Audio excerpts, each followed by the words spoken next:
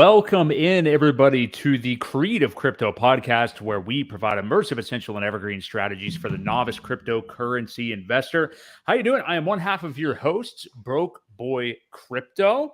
We've got some interesting things to talk about tonight because that's right, Jerome Powell and the Fed did stick to their guns and what most of us did think they were going to do and went with the 75-point rate hike once again today. And we'll get into that and a couple of Jerome Powell's comments. But before that, I've got my co-host, of course, with me live on the air, streaming as well, Crypto Ewok. Ewok, the beard looking majestic as always. How you feeling tonight? Doing okay. I was a little, I wouldn't say upset, but I thought it would be a little bit lower on the increase today. Predicted 50 points, but it was 75. You know, what are you going to do? I just don't know. These guys keep pushing it. What kind of catastrophic waterfall will come of it down the road? As we know, these things don't take effect overnight. The things that they're doing now take months to play out. And it's not looking good. There's a lot of things just that are kind of worrisome. You know, it's kind of scary when you sit back and you think about the possibility of what's to come, especially if they just keep going with it. The UN has already pleaded with them to slow it down a little bit because it's affecting everything globally.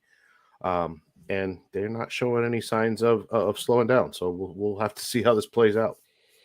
Yeah, they are not. And that was an interesting thing is people were wondering if Powell would still mean business and would they go back on their word kind of. And I mean, nobody really thought, and I'll kind of just say this before we get into anything else, but we're recording this Wednesday night, November the 2nd.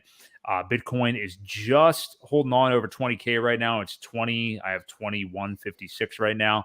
And Ethereum is just over 1500 at the moment. But yeah, it was interesting because really nobody thought that they would be super aggressive this time around as far as, the barometer that we've already set. Nobody really thought they would do something outrageous like 100 basis points or anything. But yeah, Ewok, you said just a couple of weeks ago that you were thinking they would start hedging their bets and go back to just 50. I saw a few other people saying that. There was probably a good 10 to 20%, I would say, of the market was expecting something less than 75. So the fact that we get it again, I said it last week, and I think you said the same, is we thought that we would start to get short-term bullish price action if it was anything 75 and under, of course, under.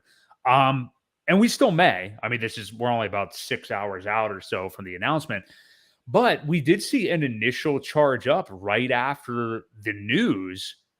But this is just my guess. But I think that it sounded like Jerome Powell sounded even extra hawkish in his actual interview and press conference thereafter. So we've seen the market slightly dip since then. I mean, it's nothing outrageous. We're only about 500 or so down for BTC since that time. But we are seeing a dip on the day here. So what do you make of this? And do you think that do you think we still get short-term bullish price action maybe throughout the next couple of weeks in November? Or what do you think? Because the thesis that we've been laying out is that we really thought, we've been saying this all years, we thought November would kind of be the ending of this whole thing and maybe get the final biggest drop down this month, maybe after election season. Are you still kind of agreeing with that timeline, or what do you think after this news today? Well, after today, I think it's more possible. November could be. This could trigger something that, it's got to shake out. We'll see how it plays, but, hopefully I'm ready for a bottom. I don't care how low it goes. I just want it to be over with. And I know a lot of people are sharing that same sentiment, let's get it over and done with so we can move on. But if they keep raising rates, how far is it going to go? And will that cascade down further and further? I don't think the next meeting is until January, right? Correct. Yeah. I don't know the date on that, but yeah, you're right. So who knows? Like, I don't know if this is enough to trigger the final, downturn for the markets so that we can end the bear market. I don't know. I hope so.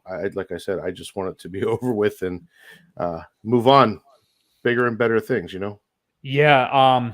And I'm fully in agreement with you, and I think a lot of us have felt that way, even if it was kind of a rip off the Band-Aid thing, kind of like what you're saying. Like whatever the rate hikes are that we need, go ahead and do them. Let's get this out of the way. Even if it's 11K and pray for BTC or whatever it is, let's just get it over with. But it's just been this crazy, weird, slothy, slow crawl from June until now, to where so many people, and I'm not saying they're wrong. I've been one of them, and I still agree with this opinion, but so many people since June have been saying, no, the lows aren't in, we're going lower and all this. And I do still agree with that. But, when you start to get nearly 6 months out from the June lows, it's only natural to kind of doubt that thesis a little bit. But I'm still of the belief, like you, Ewok, and it sounds like that's what you're saying here tonight, that I don't know that we've seen enough of the real world effects of these rate hikes yet. I just don't know that we have. And it's just making me wonder if it doesn't happen this month or even in December, you always have to change on the fly when it comes to crypto. But I mean, like maybe could we be seeing the lows pushed into 2023 at some point, just based on people's opportunity to react to this? And like you just said, unless I'm looking at the wrong thing, it looks like the FOMC meeting in January 2023 is the 31st of January and February 1st. So that's a long ways off. That is a long. I mean, so there's a couple things that you got to think about. Bear markets traditionally have lasted roughly 364 or 5 days, which is the equivalent of a year, as we know. But this is the first time that a global recession has been taking place during a bear market.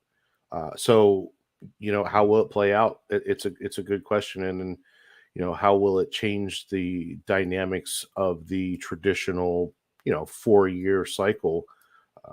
We'll have to kind of wait and see. But like you said, though, I still see it going further. We haven't reached max pain yet. It feels like it. We talked about this a little bit earlier. The psychology of the market. We always try to anticipate where we're at in that cycle. I'll pull it up actually while we're talking about it here, because I think it's a good thing to share for people that may or may not have ever seen it. But it goes in certain stages. You have, it starts off with hope and optimism and belief, and then there's the thrill and euphoria as it goes up to the top, and then people it comes down a little bit, and people get complacent. Drops even further. You get anxiety, denial, panic. Capitulation is usually, somewhere near the bottom, and then people start to get angry, which we've seen that a lot. We've seen a lot of that. Yeah, you get people, and it's going to bring it out even more than normal. But you get the infighting even between a community that's usually so tight. The Hex community, for example, you started to see a lot of infighting and just angry responses to stuff. And then it goes on and on and on, and it goes into depression. And, you made a video on your channel earlier that I watched from today, talking about, the depression portion of it. And it's really hard for a lot of people to cope and move on and do their normal things and stay positive. With life itself, knowing that your whole portfolio is down a large chunk for most people that are play this game, and even with the traditional markets now, they're feeling it too, because their 401ks are down. Their savings accounts, or not savings accounts. Savings account pretty much flat, but they say, show me your closest 5 friends and I'll show you your future. It's one way to kind of reevaluate things, and look at who you're spending the majority of your time with. This can help a little bit by reevaluating your friend base, and try to spend some time with more successful people, more positive people. It will definitely make an impact on your life, on your outcomes. and then we go back up to disbelief where things start to run back up, and that's going to happen. It's going to happen sooner or later. It's just a matter of sticking it out, no matter how hard it is, and sometimes how tough it is to go through those. There's always things though that you can be thankful for, and I know you look around and a lot of people have it worse off than we do. Yeah. Just because our portfolios are down doesn't mean you don't have something to be quite thankful for, and that you're in a lucky place, and it's not too late. We're here at the right time. It's still an early stage of the game, I feel, even though this is my second cycle. Right. I think that we've got a lot to be thankful for. So you can pop that back up actually, because I wanted to ask you a couple more sure. things about that. Yeah. Sure.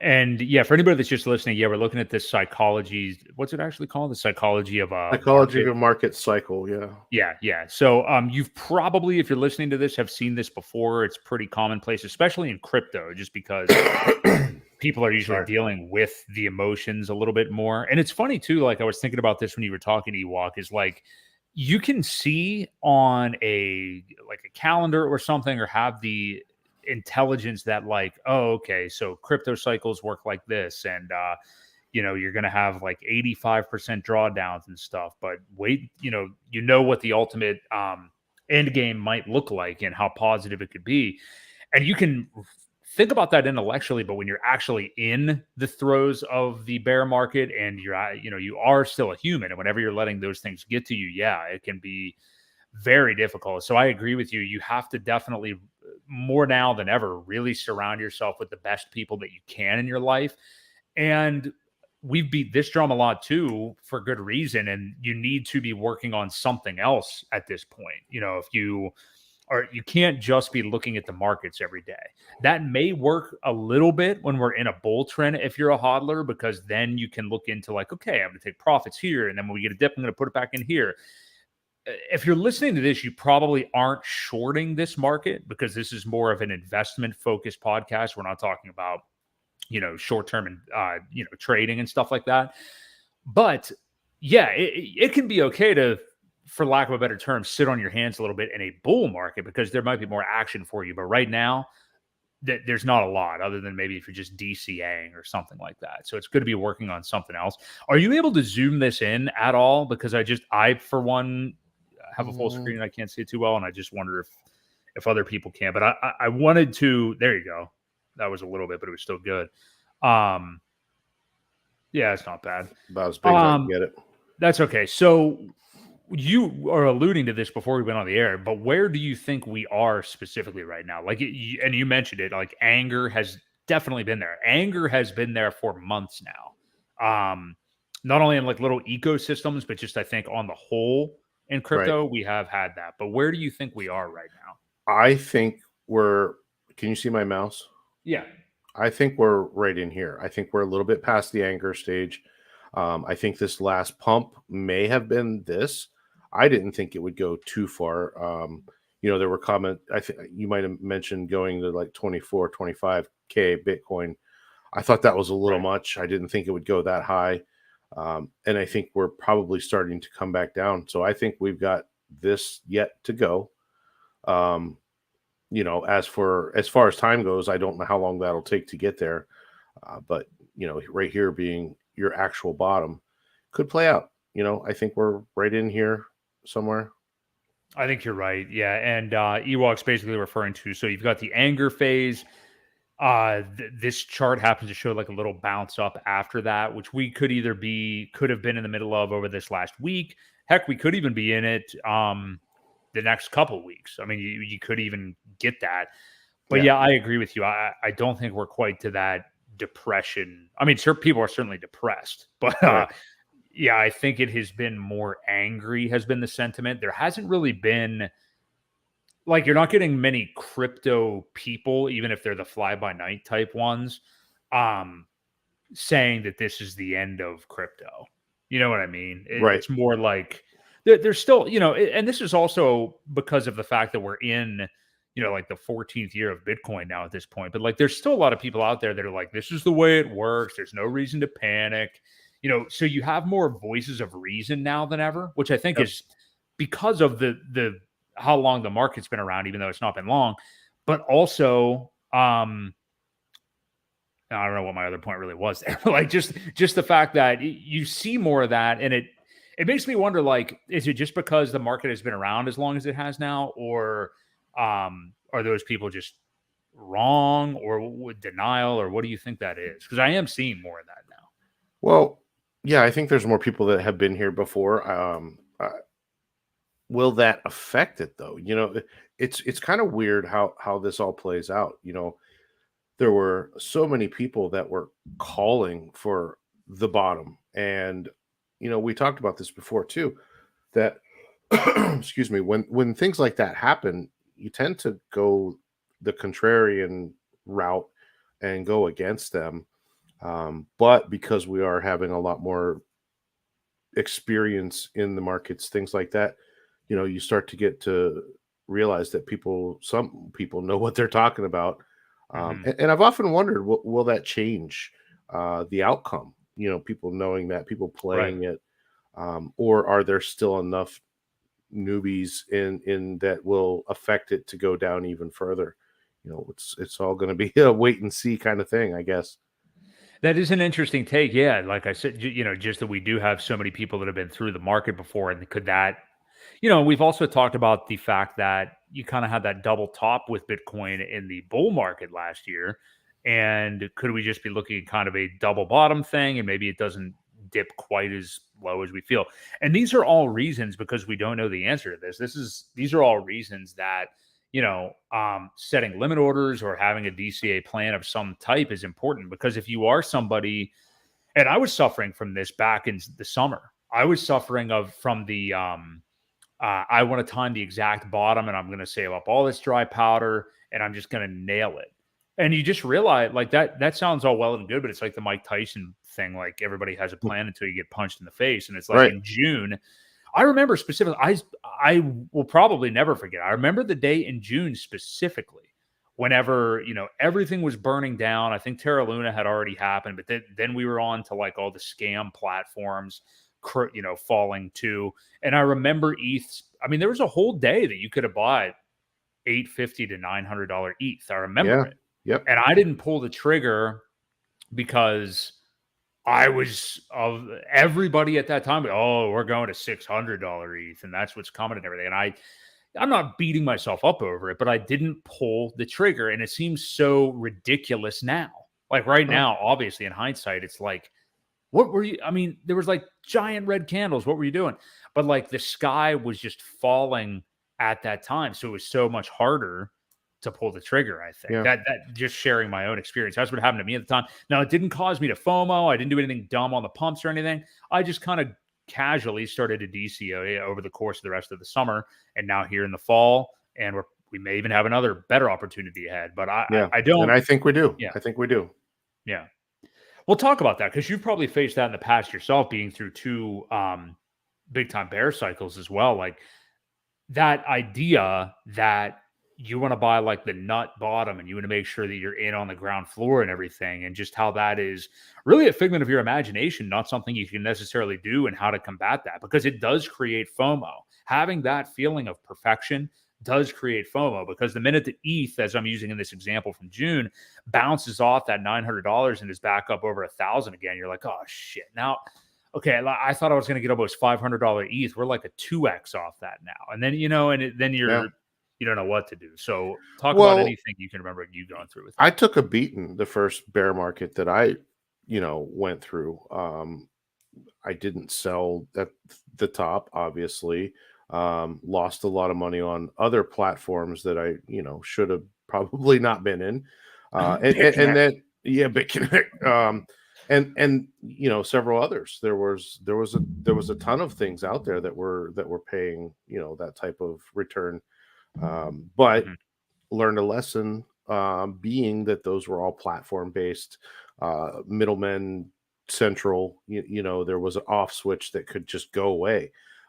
So you learn a lot of lessons about why Hex is special and what the differences are, of that stuff compared to what we have now with true DeFi.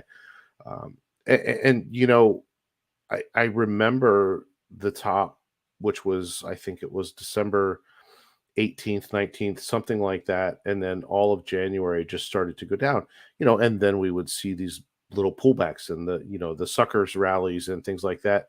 And that lasted almost all of 2018. Yeah. It didn't really bottom out until late 2018. And then it pissed around the first several months of the year before things started to trickle back up. So at that point, I was pretty complacent. I was bored, Yeah. and just kind of took one on the chin, uh, and kind of frustrated with it. But I still watched. I still paid attention.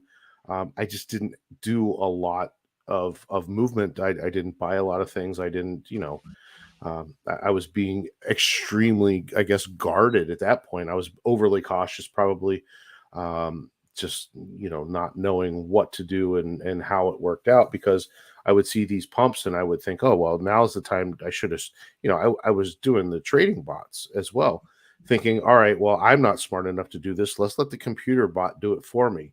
And that didn't work out either. When prices are going down, trading bots don't often make the best moves either. Those are set to scalp a lot of things based on up and down. As it goes up and down, it'll sell here, it'll buy here, it'll sell here, it'll buy here. And but when you're going in one direction or another, actually this way or this way, it doesn't work out that way usually. So I did, I did grow my portfolio coin wise. However, value wise, it was still going down. So everything was still going down. But as it turned around, I realized that the things that I had done did profit me some money, while I increased the number of things, even though the value of them was going down. That was a smart play to do it slowly over the course of, buying in incrementally as things would go down. So, you did learn that lesson. I learned that lesson. And now that I know more about the cycles, I'm rather content to just sit around and wait for it to get to a much lower price and then start dollar costing in at some of those lower levels. So Right. Yeah, and that's a really good perspective to have. I don't think you can really recreate that. Like you no, without being through that exact experience. yeah, I don't know how a long-term investor in crypto could really recreate that.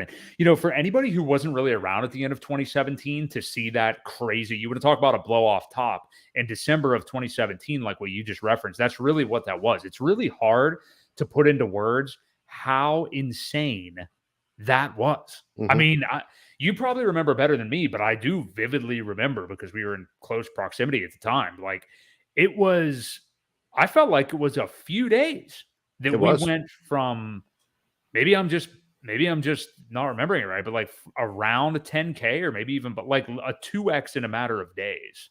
Which I guess somewhat similar things have happened. But I mean, at that time for Bitcoin, it was very strange. Is that what it was? I feel like it was only a couple of days. You pulling something up here? Okay. I want to take a look at it, and we'll go back Yeah. to So we're looking at the uh, BTC chart here for the yeah, podcast listeners from December of 2017. we'll go to the weekly chart, and it'll give us a pretty good idea of how these weeks looked. And you've got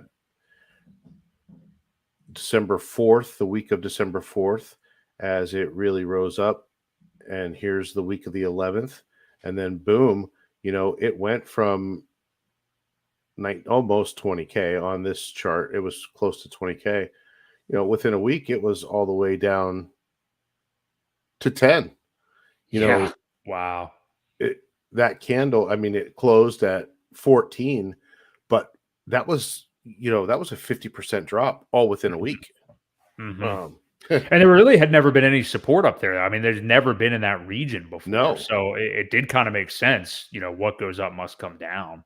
And I think a lot of that did have to do with the platforms like the BitConnects and the other ones that were, because what they entailed was you buy Bitcoin, you put it on their site, you change it into their coin. So it was a lot of um, the buy pressure that just kept it going up, and then it just couldn't sustain it. And then boom, it fell, like I said, 50% within a week, and then It's just really started to trickle. It's really interesting for people to take heed here too if you stay on that. I mean, we had this kind of like slow stair step down. It looks like once every few weeks Well, these to are months, weekly basically. weekly Yeah. candles.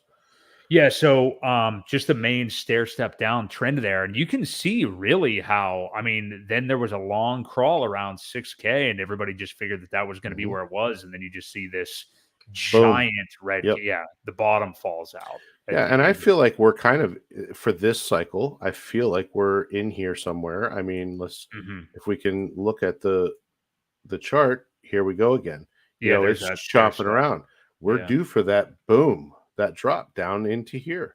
right. And, if you measure it, that's pretty close to.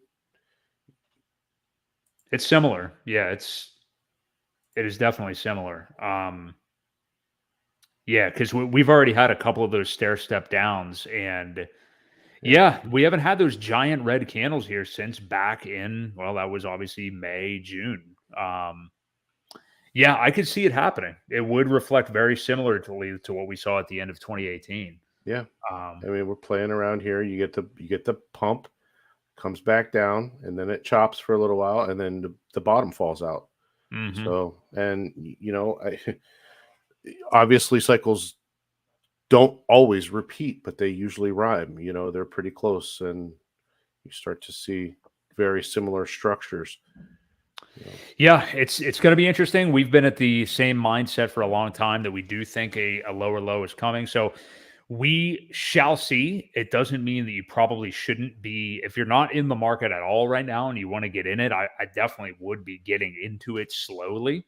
But kind of rounding off on the FOMC update and the Fed and Jerome Powell today, he was basically quoted specifically as saying that there is a need for ongoing rate increases. So the 75 basis points was again somewhat, I think, baked into the market, but what wasn't as much baked in is the level of hawkishness he had, just being interviewed afterwards. So it's and what does that really mean? That we need more rate increases? Well, they've already said that. So on one hand, I'm kind of like, well, you already speculated that the overall increase would be around 5% or so, or something like that.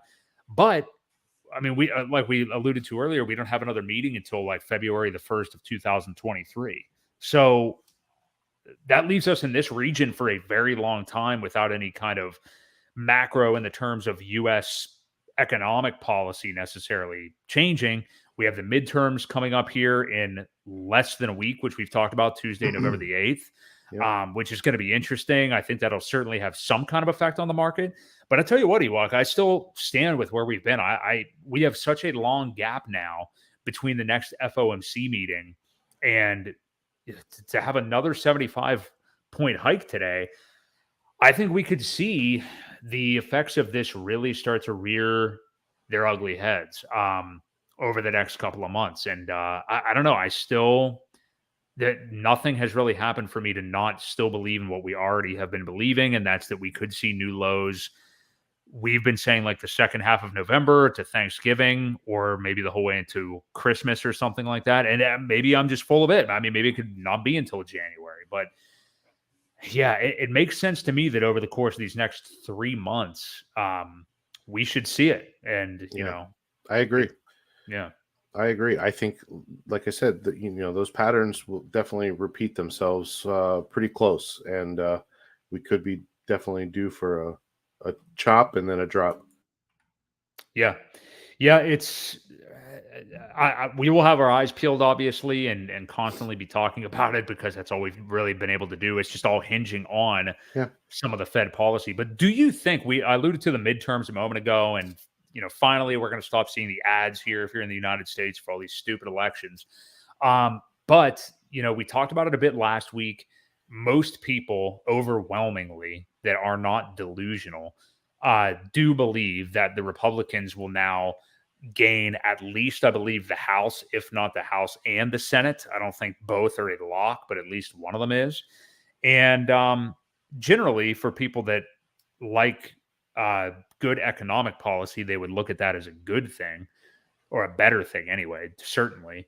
But what do you think, assuming that happens, the most probable outcome here with the Republicans at least taking one of them, if not both?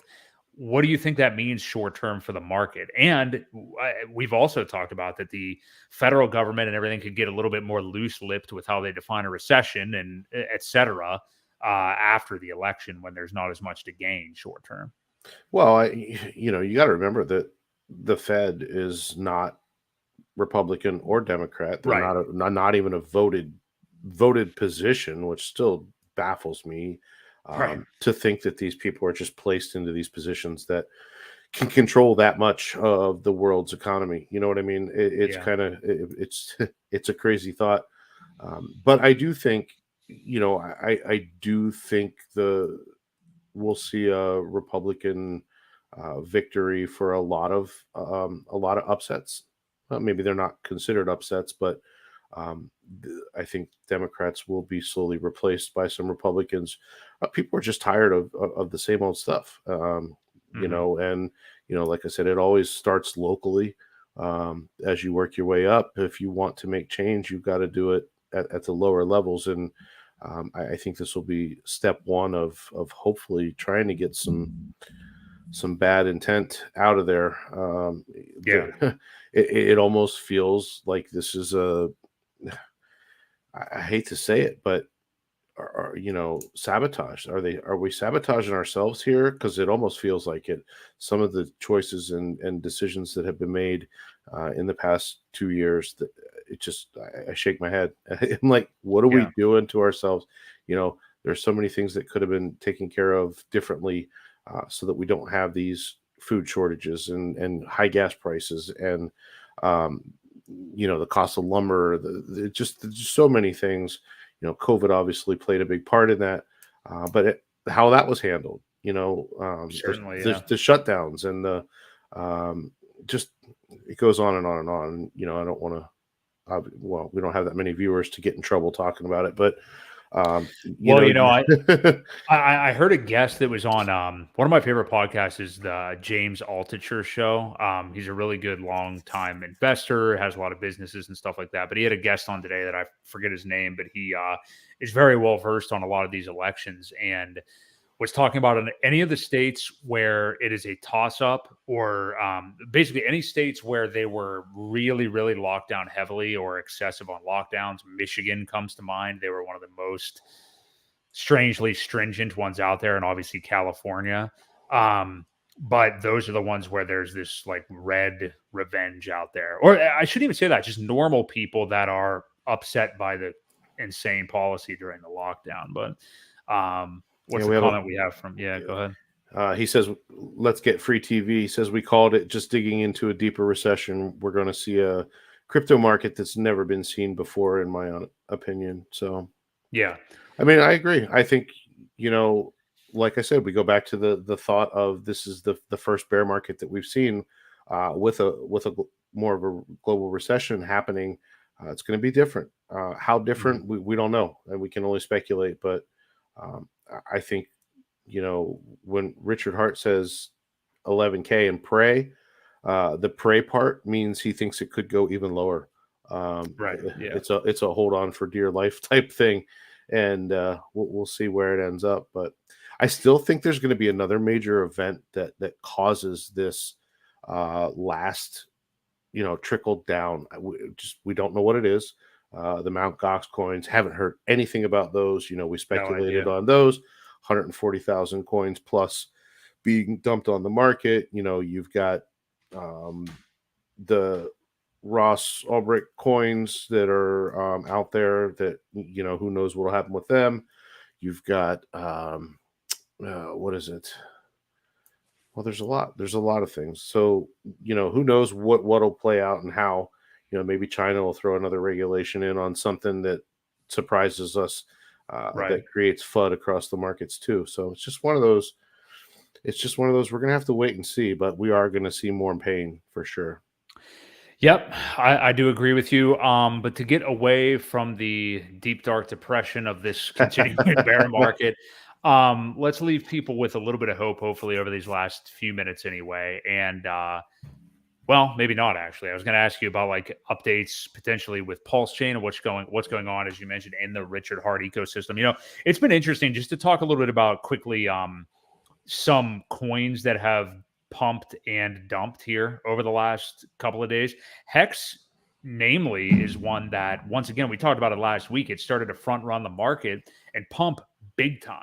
And I'm not talking about like just one of these little mini bear market pumps. I mean, we saw it pump from, it was in the 3 to 3.5 cent range for such a long time, and it touched 5 cents at some point last week. Now we've retraced most of that, but not all. It did go just below 4 cents again, by a tick earlier today. I saw. Yeah, I think we're right there right now. Yeah, we're right there right now. No, this is the Uniswap V2 The chart. 3 day, I think. Yeah. This is the 1 day chart, Oh, but okay. you're right. It did top out like 5 cents on the nose on this candle Mhm. here, and we've kind of trickled back down right around three. It says 3.9 cents. It's been playing in that 3.94 cent range for a little bit today. This candle hasn't gone far in one direction or another. Oh wait, it's a brand new candle. Sorry, it turned Oh, yeah, that's at 8 8 o'clock. Yeah. o'clock. Started a new candle. So yeah, this was the candle. So it ranged anywhere from 4.4 down to 3.9 cents. So Yeah. a half a cent in either direction isn't too awful bad, but not much volume going on here either. Definitely a good time to get buy orders in for Hex if you are still getting into it. I mean, we both speculated that the bottom could be in with Hex, and it wouldn't surprise me. I'm not calling it definitively or anything like that, obviously, but to call it about 2.8 cents or whatever it did get to at its ultimate lows, which was more of a wick type situation, I could certainly see it being in and just not go below 3.5 cents ever again in its history, possibly. So yeah, it very well could be. And we talk about Hex decoupling, decorrelating a little bit from the rest of the crypto market, and I do wonder if this recent huge pump up, which again it's retraced, but that's just natural. um it hasn't retraced the whole way or anything. I do wonder, could it be a sign of things to come for the rest of the market? And maybe we do have that short-term bullish price action also coming off of this FOMC news that most people expected. And, once again, I know we're back in the same stupid conversation I wanted to get out of a minute ago, but Well, could that be a scenario? Well, let's change the scenario a little bit. With Hex especially. Uh, what if Pulse Chain does get a version 3 here testnet in the Right. next couple of days? That's bullish as hell. Yeah. And I think that could continue the decoupling, and we could definitely see it pump because of that. I mean, super bullish news. You've got a pretty substantial sized community that would be pretty damn pumped up about that. I Right. could see a lot of dry powder on the side going in, knowing that we're close, because guess what? You're going to get that free copy. Right. So I think that could be super bullish. I think that could also, play a big part in, like we said, the decoupling away from the rest of the markets. And once the rest of crypto sees that hey, these guys are pumping and we're going down, it could also add another, substantial amount of new customers that come in and say, yeah, we know what's happening here. Let's kind of jump on board and see how it goes this cycle. Hopefully the gatekeeping slows down a little bit for us, and you know it Yeah. takes a while for that to happen. So I think this is a good start, but I do think, I think we're getting close. We've got to be getting close. But then again, been saying that for how long now?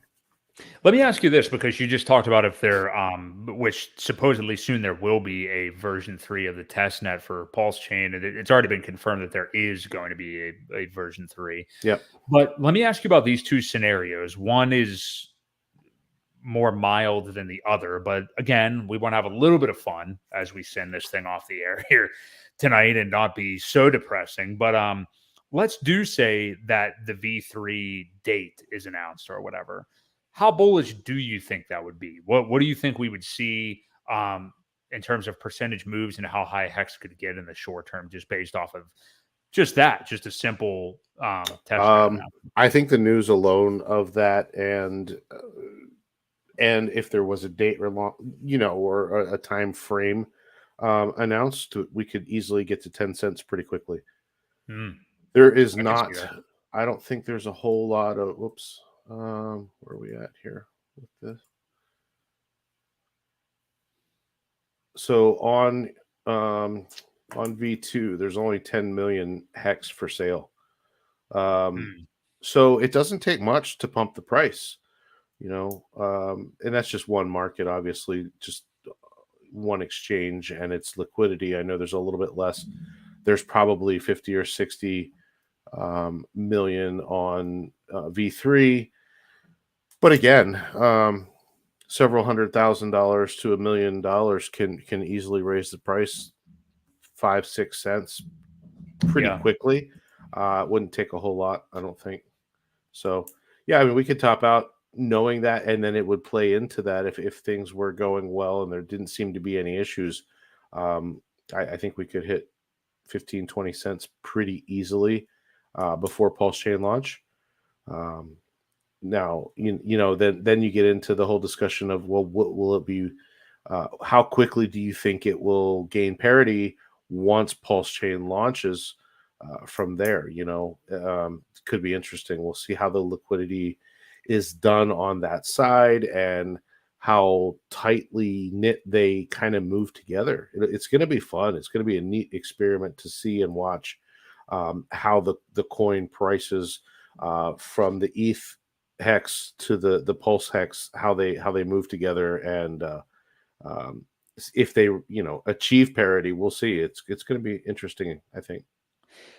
I am dying for it to happen. I mean, I've been patient, but could you just, not even just that, but like just really anything to happen in this bear market to make things interesting? But that would be, talk about a distraction. I mean, like I'd forget about the rest of the market almost entirely for a while if that really began to happen. Like if we started to get concrete news, it'd be so fun to be paying attention to that for a while. And that was going to bring me to my other question.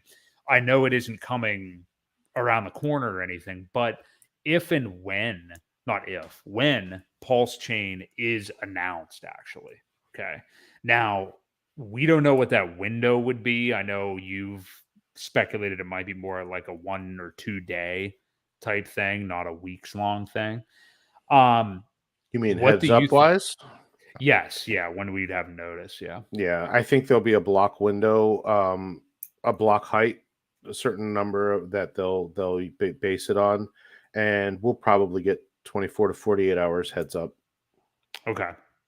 When that happens, now that doesn't leave a lot of time for Hex price to pump, but that was my question, is what kind of percentage pump or to what amount do you think we'd go to when Pulse Chain's officially announced? Because my God, I mean, the anticipation from so many people, what do you think we'd see? Well, like I said, I think the announcement of V3 could send us from this 4 cent range up to 10 to 15. And then that extra announcement of this is the block height, I think you'll see it. We could get up to a quarter. And we've been there before, so it's nothing new. It's not like we're breaking all-time highs or anything like that. I just think the positive sentiment of it would definitely push it. Now, how many people will dump their coins in favor of, well, I'm going to dump them over here in order to buy them on Pulse at a much cheaper rate? How many people are going to play that game? Which, man, I hope they don't. People are definitely going to. But they're going to. There's degenerate people everywhere that will just not be content with taking the free copy and letting it play out the way it should. it's going to be interesting. We'll see. Um, but I think one candle could easily send it several cents. It doesn't I take think so. much. We've seen it before when the God Whale bought it. It went, one purchase, $1 million would do wonders for our chart right now. So Yeah.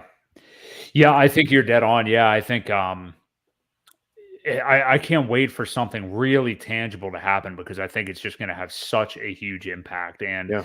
I mean, at this point, how much do you think there is still like really important work for security that's happening for the pulse chain versus Richard wanting it to be, just steadfastly believing that there's going to be new lows Well, and really wanting to time it? yeah, I think he definitely wants to time it, but he also knows that the longer you delay it, the longer the bad juju of people, and the more people talk scam, scam, scam.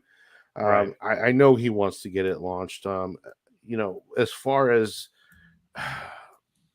is he are they really developing, or are they actually trying to time it? I would say it's still not done yet. Again, I think they want to make some changes so that it's just not a clone of Ethereum. They want to have some of their own features. There is the coin burn, so it's deflationary, which does not happen in Ethereum. So they've got to get that right. There's the other um, aspect of trying to speed up the blocks a little bit, to play with those numbers. It's not going to be much, probably a second or two, maybe we'll get extra. But that way you can say we burn more of the fees. Our block size is faster, and he can still stand by some of those things that he said earlier. So, and you got to get your validator set right as well. So Well, since that has all changed. let me mention this. I don't know if you have Richard Hart tweet notifications on, but just 13 minutes ago, as we've been talking, he literally just tweeted out Pulse Chain update. A and B teams are competing to release first, which I think we've already kind of known. Development is going fine. PulseX has been fine for a long time. Yep. That is the tweet. So, yep, we did know they were competing. He's right. got group 1, group 2 going. I didn't get I didn't see that tweet, or my phone is obviously muted while we're streaming, but And you call yourself a Richard Hart maxi, but well, not even paying attention to the guy's tweets, I man. know. Oh yeah. What are you gonna do? Yeah, it's interesting. Yeah, I mean, people are reacting to it quickly here. But yeah, I think we've known the A and B thing. I think more than anything, people, and I would include myself in this. I'm kind of happy that he even tweeted this. Yeah, because he just hasn't really been talking too much well, about it. people need news. They want to hear something, and that's one of the complaints that I have heard was Richard doesn't even give us updates anymore. He used to stream at least 2 or Yeah. 3 times a month. We would get a 4-hour live stream, but as we do it once a week, right? And you run out of things to talk to other than we just sit here and talk about the same old shit. He Right. doesn't want to do that. Well, not only that, but how many times, the meme of Hex of 4 more weeks and everything. He doesn't Yeah. want to go through all that garbage again. And it's like, if there's nothing to say nothing, Yep. And we're not going to get a date. I mean, he's flat out No. said that. I'm not giving you guys another date because of the way it was handled the last time when we didn't meet our deadline. And he said I essentially got crucified over it because, because stuff is hard and we didn't get it out in time. That why that happened, right? The one main developer went on vacation. Another developer had said, "Oh yeah, we're close. This will be about done." And then the guy got back from vacation. He said, "We're not even close. There's too Whoa, no, I many didn't know that. bugs." So that was what happened to cause the first update to be so incredibly wrong. Was Wow. the main developer went on vacation? So Wow. You know what this phenomenon is really starting to remind me of, and you'll find this amusing because, as you know, my favorite band of all time is the rock band, progressive rock band Tool, tool. and they had a 13-year gap between their last two albums. And Tool fans are a serious bunch. It's somewhat cultish. And 13 years between two albums was crazy. And Maynard, the vocalist, every now and then would they never want to provide any kind of updates, and people were so pissed off. I mean, imagine, Pulse is one thing. It's been what, a year now or whatever, but 13 years of people waiting for something. And every now and then Maynard would just tweet like a little nugget like this, and it would get, I mean, people would just go insane. And this is reminding me of that so much. It's given me a little bit of PTSD from those times. Yeah. Now the album's officially out, thank God, for the last few years. But yeah, it's reminding me of that a little bit. People are so starved for this. And I like seeing this. I mean, I know that he didn't tweet anything revolutionary necessarily, but just the fact that he gave a small update, he gave people are really reacting. Yep. Miguel Dollar Cost Crypto gave a nice analogy. I'm sure you probably heard it the other day. I forget when he even said it, but he said that, if you look at this like a VC investment, most of those, you get the early seed round investor. The software's not done, so you're probably waiting a year or so. And then once it does launch, your coins are usually locked up for another year before you can even touch them. Right. So he's like, that's been my mentality all along. And then once it does launch, then you still want to hold it if you want to make profits. You can't just dump it right away. That's a terrible decision. If you have faith in it, why invest in the first place? So you want to see the investment play out to fruition. He said, you're looking at a 3-year timetable before you can even take any kind of profits on it. So that's the way he's been viewing it. Now, I understand people did invest way more than they probably should have, or sacrificed more than they should have into this, and for the wrong reasons, because they wanted to make a quick flip. But right. But anyway, what I was saying is, if you go with his views on it, it makes a lot more sense as an investor type person to let it play out and give it that time frame. Knowing that going in would have been probably way more helpful for a lot of people. Yeah. If a lot of people spoke up and said, hey, don't expect to get anything for 3 years. Yeah, but you're dead on, and Miguel is dead on with that. You should be looking at it like a VC investment. Like, I mean, I know you did. I know I did. I know anybody sensible I know that did sacrifice for Pulse looked at it just like, I may never see this again. And that is how you should have looked at it. And if you didn't look at it that way and you aped in as if you were like buying a coin on the market right now, I think you just did it wrong. You should not have done that. It's, and I'm not even saying this hindsight, 2020. I mean, I would have said this back during the sacrifice phases. I mean, you should be looking at it. I mean, I had to convince myself to put in even a little bit more. You know what I mean? Like, I was more arguing with myself, like, maybe I went too short. You know what I mean? Whereas other people like couldn't put in enough. Yeah. And I don't think that was the way to look at that. And you should have looked. I think Miguel is just dead on. I think you should have looked at it like a VC opportunity. Yeah, and I probably myself, I had some friends also invest that I had spread the word and talked to. They made the investment too, and every time they asked me for an update, I'm like, still nothing. I said, but don't worry, it's coming. Just be patient. These things take time, and it'll all work out for the best here down the road. So that's all you can really say. Right. And in the meantime, just, protect that wallet, protect that seed phrase. Don't forget about it. And get ready to get your coins if we get them eventually. So when we get them. Yeah. But yeah, so I think we carried a lot more than we thought we would there. I enjoy leaving off with some nice speculation talk and some positive vibes. It's interesting that Richard put out that tweet. Right, he knew we were streaming. He had to give us something to end on a good note, That's clearly what he was doing. I agree with you, and I'll thank him here. Well, I don't think I can respond to his tweets, but maybe you can. Yeah, I can. So yeah, interesting stuff. We got the 75-point hike. We think we're going to see new lows here over the next few weeks or months. We're not going to see any economic stuff until February the 1st of 2023.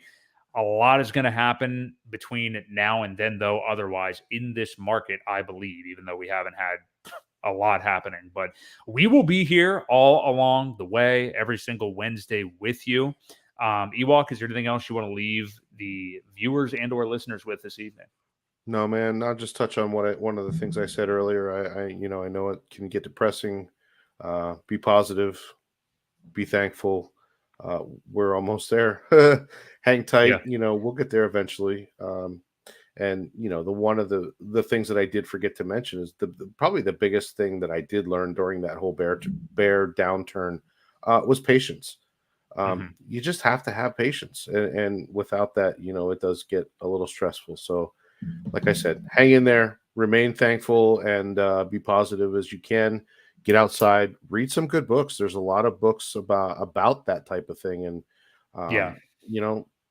just hang in there. We're almost there.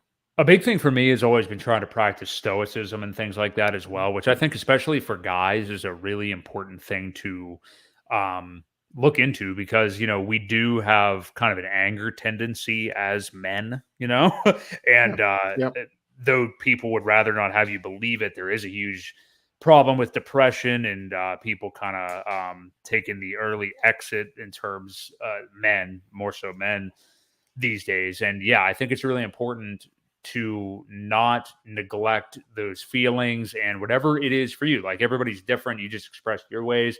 I've always been somebody who's been into audio journaling and going for walks and stuff. And, it's a big thing. Like it's not necessarily going to completely give you a mental shift and you're going to feel on cloud nine after it. But a practice that I get into, I think I said this in one of my recent videos too on the Brok Crypto YouTube channel, is realizing really taking note that if I go for a walk and journal for a little bit, even if I only feel like nominally better, realizing that change, even Yeah. if it's just a little bit, because man, it's valuable for anybody who's ever been in therapy or anything. I have felt like downright euphoric in therapy sessions before when I got done, just because Yeah. like you get your feelings validated. They're all up in your head and they're all gray and you can't sort them out. And it's just you on this continuous, crappy feedback loop and you have to get them out there.